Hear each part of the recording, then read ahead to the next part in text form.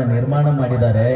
ಆದ್ರೆ ಪ್ರಪ್ರಥಮವಾಗಿ ನಮ್ಮ ನಾಡಿನಲ್ಲಿ ಭಾರತಾಂಬೆಗಾಗಿ ದೇವಸ್ಥಾನವನ್ನ ನಿರ್ಮಾಣ ಮಾಡಿರುವಂತ ಕೀರ್ತಿ ಯಾರಿಗೆ ಸಲ್ತದಂದ್ರೆ ನಮ್ಮ ಹವಾಮಲಿನಾಥ್ ಮಹಾರಾಜರಿಗೆ ಸಲ್ತದೆ ಅನ್ನುವಂತ ಮಾತ ಎಲ್ಲ ನಾಡುಗಳಿಗೆ ಸಂಚರಿಸಿ ಹಿಂದಿನ ಕಾಲದಲ್ಲಿ ಎಲ್ಲ ಧರ್ಮವನ್ನು ಬಿತ್ತುವಂತ ಕೆಲಸವನ್ನು ಮಾಡಿದ್ರೆ, ಆದ್ರೆ ಧರ್ಮವನ್ನು ಬಿತ್ತಿದ ಎಲ್ಲ ಧರ್ಮವಂತರಿಗೆ ದೇವರುಗಳಿಗೆ ಒಬ್ಬೊಬ್ಬರು ಸೀಮಿತವಾಗಿ ಪೂಜೆಯನ್ನು ಸಲ್ಲಿಸ್ತಾ ಇದ್ದಾರೆ.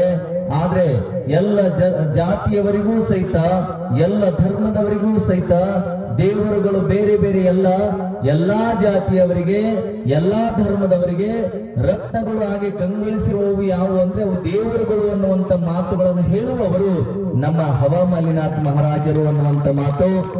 ಹಾಗಾಗಿ ನಾವೆಲ್ಲರೂ ತಿಳ್ಕೊಳ್ಳೋಣ, ಅಂತ ಮಹಾರಾಜರು ಸದಾ ಕಾಲ ಈ ಪುಣ್ಯ ಭೂಮಿಯಲ್ಲಿ ಜನಿಸ್ತಾರಂದ್ರೆ ಅದಕ್ಕೆ ಹೇಳೋದು, ಈ ದೇಶಕ್ಕೆ, ಈ ಭೂಮಿ ತಾಯಿಗೆ, ಈ ನಾಡಿಗೆ ಹೆಸರು ಯಾಕೆ ಬಂದಿದೆ ಅಂದ್ರೆ ದೊಡ್ಡ ದೊಡ್ಡ ಬಿಲ್ಡಿಂಗ್ಗಳದಾವಂತಲ್ಲ, ದೊಡ್ಡ ದೊಡ್ಡ ಅಣೆಕಟ್ಟುಗಳದಾವಂತಲ್ಲ, ದೊಡ್ಡ ದೊಡ್ಡ ಶ್ರೀಮಂತರದಾರಂತಲ್ಲ, ದೊಡ್ಡ ದೊಡ್ಡ ಇಂಜಿನಿಯರ್ಗಳಾದಾರಂತಲ್ಲ.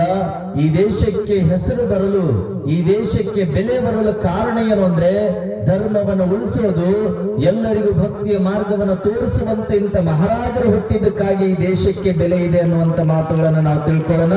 ಅಂತ ಮಹಾರಾಜರು ಬಂದು ಅದು ಶಶಿಕುಮಾರ ದೇವರ ಮೇಲೆ ಪ್ರೀತಿಯನ್ನು ಇಟ್ಕೊಂಡು ಪರಮ ಪೂಜ್ಯರು ಏನು ಭಿನ್ನ ಮಾಡಿದ್ರು, ಆ ಭಿನ್ನಕ್ಕೆ ಒಪ್ಪಿಕೊಂಡು ಅವರು ಇಲ್ಲಿಗೆ ಬಂದಿದ್ದಾರಂದ್ರೆ ಅದು ನಿಮ್ಮೆಲ್ಲರ ಭಾಗ್ಯ ಅನ್ನುವಂತ ಮಾತ.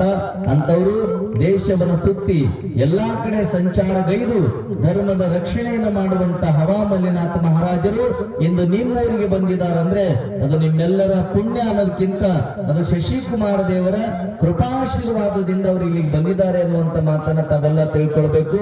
ಅಂತ ಮಹಾರಾಜರ ಬರವು ಸದಾ ಕಾಲ ಇರ್ಲಿ ಅನ್ನುವಂತ ಮಾತನ್ನ ಶರಣರು ಒಂದು ಮಾತು ಹೇಳ್ತಾರೆ, ಶರಣರ ಬರವೆಮಗೆ ಪ್ರಾಣ ಜೀವಾಳವಯ್ಯ ಅನ್ನುವಂತೆ ಮಹಾರಾಜರು ಬರೋದೇ ನಮಗೆ ಪ್ರಾಣ ಜೀವಾಳಯ ಅನ್ನುವಂತ ಮಾತುಗಳನ್ನು ಆಡುವಂತವ್ರು ಎಲ್ಲಿದಾರಂದ್ರೆ ಅದು ಕಲಬುರಗಿಯ ಭಾಗದ ಸಮಸ್ತ ಸದ್ಭಕ್ತರು ಅನ್ನುವಂತ ಮಾತನ್ನ.